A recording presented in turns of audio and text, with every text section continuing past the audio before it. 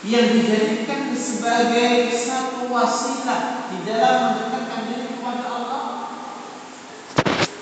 kecuali ibadah yang Allah wajibkan, ibadah yang Allah perintahkan. Dan setiap ibadah yang Allah perintahkan itu yang paling Allah cintai. Apakah Allah memerintahkan melalui Al-Quran Al-Karim ataukah melalui lisan Nabi-Nya yang mulia alaihi salatu wassalam?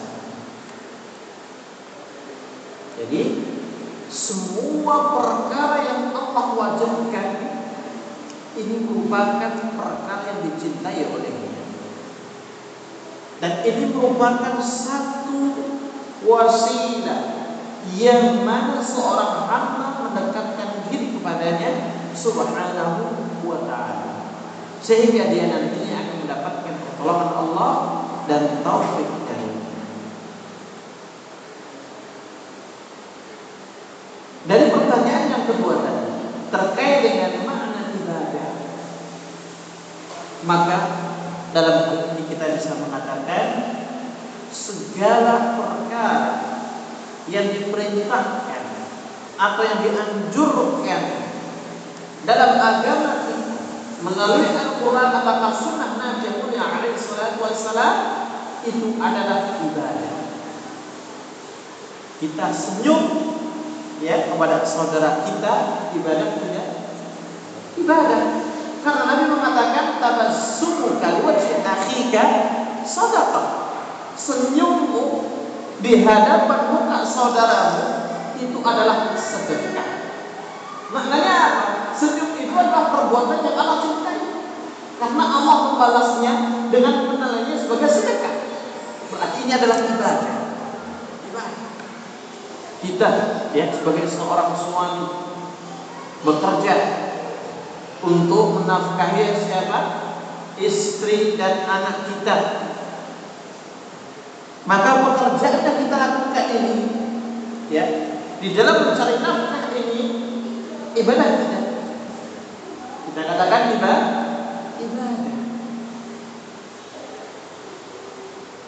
Ar-rijalu qawwamuna 'ala an-nisa.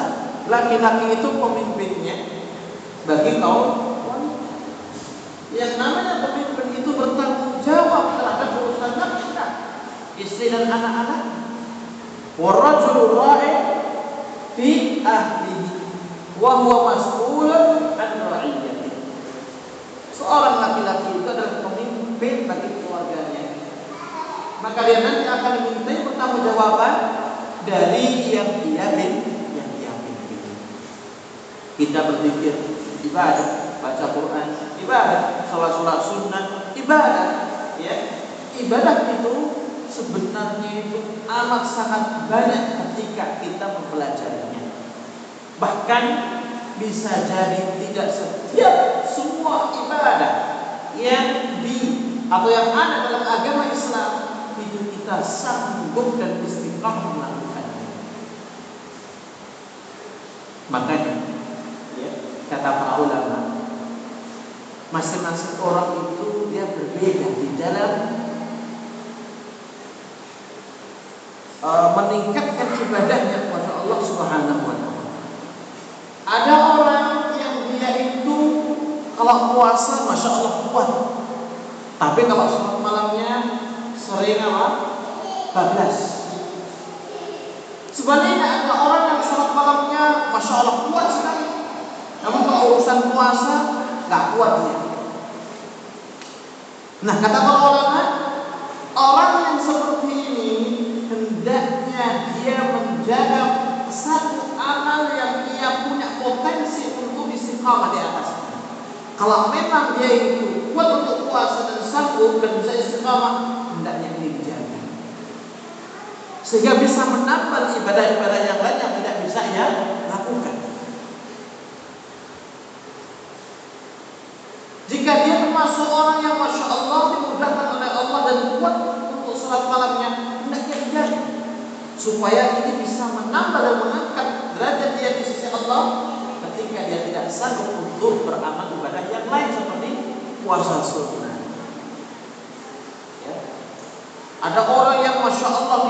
gemar sedekah, suka sedekah, namun nggak kuat puasa, nggak kuat sholat malam, maka jaga ini amalan ini.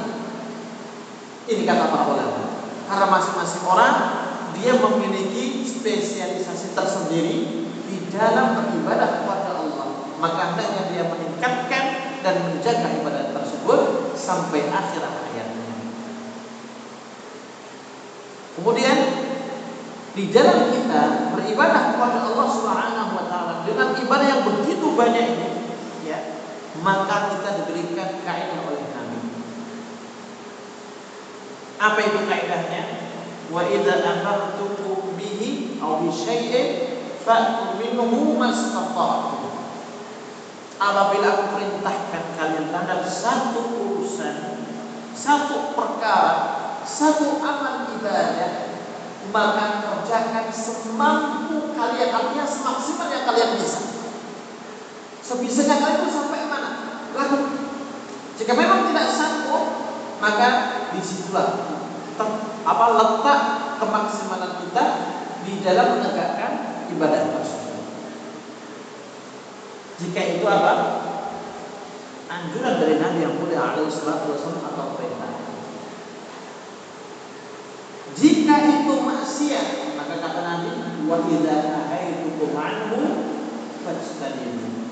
Jika aku larang kalian dari satu perkara, maka jauhilah. Artinya wajib hukumnya untuk menjauhinya. Ya. Jika perintahnya mengatakan menjauhinya, berarti kita dilarang melakukannya. Menjauhinya aja, ya, itu merupakan perkara yang harus kita lakukan. Apalagi apa?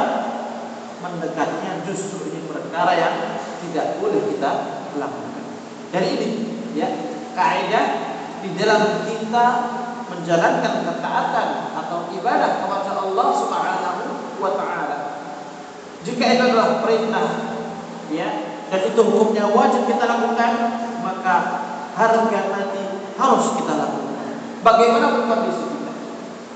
Namun jika itu adalah anjuran dari Nabi yang tidak termasuk hukum wajib, maka di sini kita diperintah oleh Nabi atau dianjurkan oleh Nabi untuk berusaha pada titik maksimal kita. Sampai mana? Jika itu larangan maksiat, ya, maka di sini tidak ada toleransi, maka kita harus apa? Meninggalkannya sama sekali, menjauhinya, tidak boleh mendekatinya. Ulama, ya, di zaman dahulu, di kalangan para sahabat khususnya, mereka memiliki satu kaidah di dalam menjaga sebuah keselamatan dalam beribadah. Kata mereka, al-iqtisadu fi sunnah khairul min ijtihadin fil bidah. Mencukupkan diri dengan amalan-amalan sunnah, dengan ibadah-ibadah sunnah, itu jauh lebih baik daripada bekerja keras, berusaha sampai habis-habisan dalam perbuatan yang tidak dicontohkan oleh Nabi yang mulia sallallahu alaihi wasallam. Mencukupkan diri dengan apa yang sudah dicontohkan oleh Nabi itu amat sangat jauh lebih baik daripada kita membuat satu amal ibadah yang tidak tuntunannya dari Nabi yang mulia sallallahu alaihi wasallam. Karena ibadah itu amat sangatlah banyak dan tidak mungkin bagi kita bisa melakukan semua ibadah. Ya, apakah ada di antara kita, ya, sampai detik ini dia puasanya istiqamah, puasa sunnah, sholat malamnya bangun jam 2 terus, sedekahnya setiap hari pun juga ada, maka kita katakan belum ada. Kita pun tidak sanggup, ya, tidak sanggup. Saking apa? Banyaknya berbagai macam ibadah. Makanya kata para ulama, ya, kebenaran itu hanya ada satu. Namun kebaikan, jalan-jalan kebaikan itu berbilang, banyak sekali. Kebenaran yaitu Islam itu hanya ada satu, ya, tidak ada yang lainnya. Kebenaran hanya ada agama Islam. Nah, kemudian dalam Islam ini banyak ibadah-ibadah, jalan kebaikan-kebaikan yang semuanya bisa melakukannya. Dan itulah yang dimaksudkan dengan turuqul khair, yaitu jalan-jalan kebaikan. Sudah masuk waktu Isya? Belum.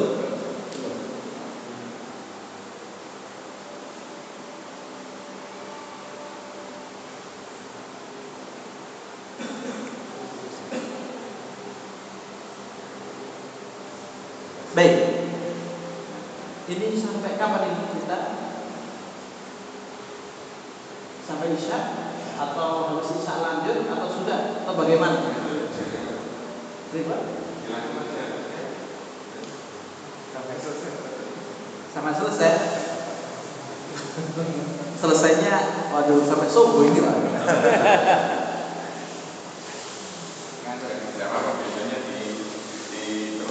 Diteruskan dia. Terus untuk sholat Isya'nya? Oh, diakhirkan. Geser ke belakang. Siap. Biasanya azan dulu atau nanti azannya? Ketika masuk waktu. Kalau agak lama azan dulu, tapi kalau nggak tahu lama, dilanjutkan saja. Oh gitu. Baik, saya lanjutkan ya. Kemudian pertanyaan yang ketiga kata beliau. Kaifa na'budullah? Baik, kalau kita sudah mengetahui dan memahami apa itu ibadah dan hakikat ibadah, maka pertanyaan selanjutnya adalah bagaimana kita beribadah kepada Allah? Bagaimana caranya? Kata beliau, kama amarna Allahu wa rasuluh. Kita beribadah kepada Allah ini, ya, seperti yang diperintahkan olehnya dan diperintahkan oleh Rasulullah sallallahu alaihi wasallam. Kenapa demikian? Kita katakan agama Islam ini adalah agamanya Allah. Agama Islam ini dibawa oleh Rasulullah. Dan orang yang paling tahu tentang Islam dengan akidah yang tidak ada di dalamnya, ibadah yang ada di dalamnya, muamalah yang ada di dalamnya, yang paling mengetahui siapa? Rasulullah sallallahu alaihi wasallam. Sehingga dari sini kita tidak akan mungkin bisa beribadah kepada Allah kecuali sesuai dengan perintah Allah dan Rasulnya.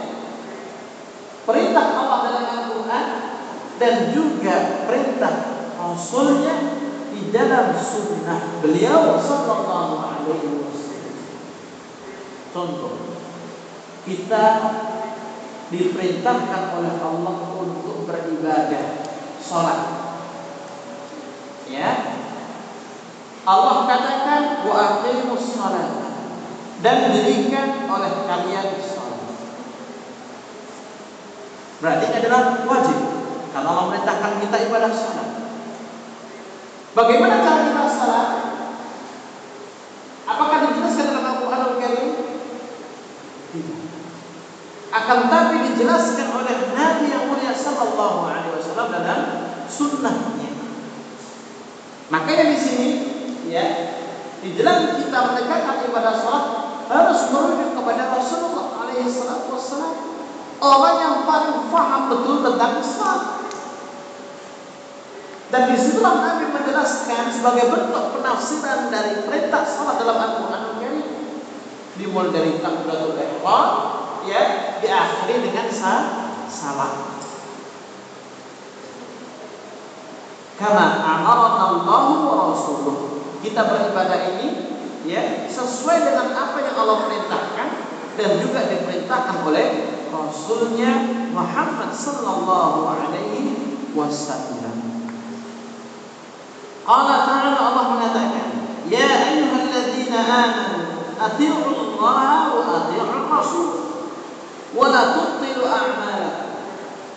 Wahai orang-orang yang beriman, taatlah kalian kepada Allah dan taatlah kalian kepada Rasul-Nya. Kata para ulama, ketaatan kepada Allah bersifat mutlak. Ketaatan kepada Rasul-Nya pun juga bersifat mutlak.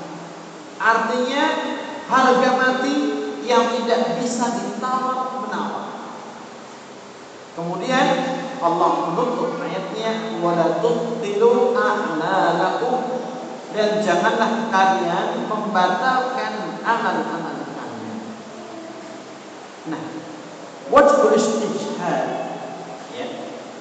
Poin yang kita garis bawahi dalam hal ini adalah di dalam kita beribadah kepada Allah Subhanahu wa taala itu harus berdiri di atas ketaatan kepada Allah dan kepada Rasulullah sallallahu alaihi wasallam. Ketaatan secara mutlak artinya jika itu perintah maka kita lakukan, jika itu larangan maka kita tinggalkan, baik itu datang dari Al-Quran ataukah datang dari hadis-hadis Nabi yang sahih sallallahu alaihi wasallam. Karena tidak mungkin seorang itu taat kepada Allah sampai dia menegakkan ketaatan kepada Rasulnya, dan tidak mungkin seorang itu dikatakan taat kepada Rasulnya sampai dia mengikuti tuntunan Rasulullah sallallahu alaihi wasallam. Karena barometer seorang dikatakan taat kepada Allah adalah ketika dia mentaati Rasulnya, dan barometer seorang dikatakan taat kepada Rasulnya tatkala dia mengikuti dan mengamalkan tuntunan Nabi yang mulia sallallahu alaihi wasallam. Kemudian dibawakan sebuah hadis yang sahih yang dikeluarkan oleh Imam Muslim dalam Sahih Muslim.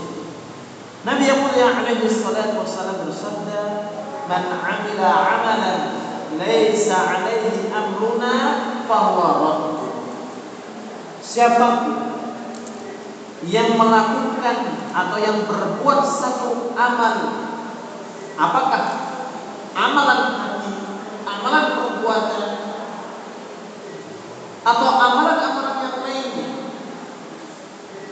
Dan di sini Nabi yang mulia alaihi salatu wassalam mengatakan kata amalan, bukan al-amal. Kalau bahasa Arab itu datang dalam bentuk nakirah, amalan, ya, tanwin di sini, nakirah. Kata para ulama, ini menunjukkan makna yang mutlak. Amal apapun, siapapun yang berbuat satu amal apapun yang notabene laisa alaihi amruna, yang tidak ada tuntunannya dari kami, berarti amal yang dibuat-buat oleh orang tadi itu di atas namakan apa? Agama. Kalau amalan dunia, maka ini bukan masuk ranah hadis tersebut. Dengan catatan ada kata laisa alaihi amruna, tidak ada tuntunannya dari kami. Berarti maksud amalan di situ yang dibuat-buat itu amalan yang di atas namakan sebagai ibadah, ya, atau ajaran Islam, padahal bukan. Fahuwa radd, maka amalan itu apa? Tertolak. Ditolak. Kenapa? Karena tidak mencocoki apa yang sudah dituntunkan, dicontohkan oleh Nabi yang mulia sallallahu alaihi wasallam. Karena sebuah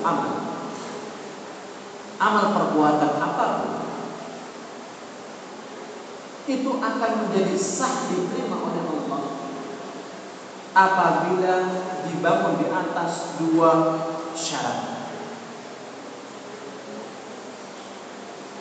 Dan kedua syarat itu yang Allah isyaratkan dalam surat Tabarak. Surat apa? Tabarak. Al-Mulk di ayat yang pertama. Siapa yang hafal?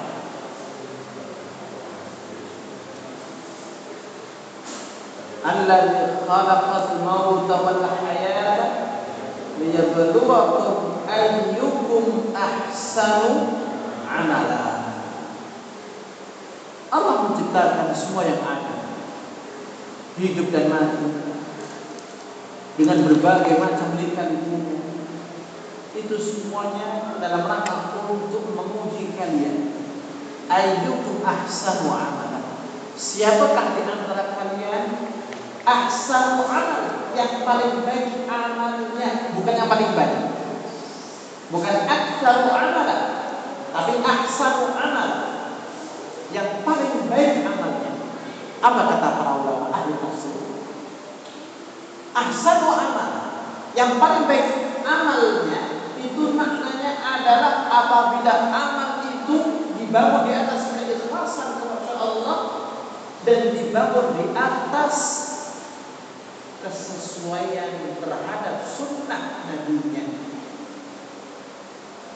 Dan hakikatnya ini adalah perwujudan dari dua kalimat syahadat. Yang pertama, asyhadu an la ilaha illallah. Saya bersaksi bahwasanya tidak ada sesembahan yang berhak diibadahi kecuali hanyalah Allah. Ya, ini goalnya adalah setiap ibadah kita persembahkan hanya kepada Allah, ikhlas karena Allah.